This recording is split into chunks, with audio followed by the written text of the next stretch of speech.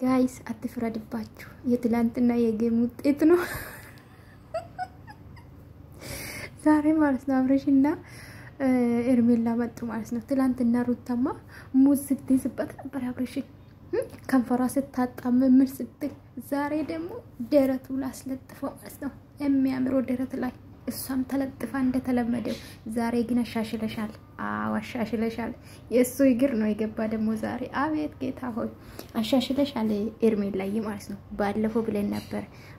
ምንድነው አነሳሽስ ጥሩ አይደለም ብያን ነበር እኔኮ የሚዲያ ስትከታተሉ እኮ ደስ ይላል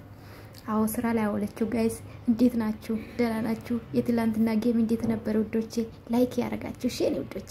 ላይክ አመሰግናችኋለሁ ነገ ሰራላችኋለሁ ሼር ወዶቼ ኤኒዌይስ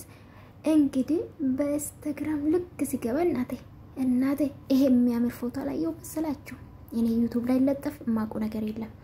ግን በዚህ መጥቷል ማለት ነው እኔ ምልክ ሰውዬ ጌም የተጫወታችሁብን ነው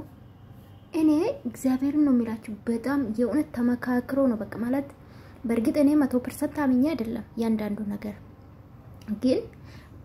በዚህ በኩል ሩታ ጋራ መኖር ትፈልጋለህ አይደለ በዚህ ደግሞ ታጠፋለህ ምን ሆነክ ነው እኔማ ይሄ ድራማ ነው ይቅርታ አርጉልኝ ድራማ ነው እንዴት ነው ሰው አንድን ህይወት ለማስተካከል እየሞከረ ሌላ ጥፋት የሚያጠፋ እኔ ከርሜላ ጋር እኮ ሩታ አትፈልግም ማየት እሱ ግን በየቀኑ እና ምንድነው ጋይስ አራተው ለኦዲየንስ ክብር ይኖራችሁ ማርያምን የምሬት ነው ውሸትም ኮኔ በቃ እስካሁን የሰራችሁ ድራማ ኮኔ በቂ ነው ገባችሁ አይደለ ግን ህይወትን አስተካክላሉ ይያልክ ለነገሩ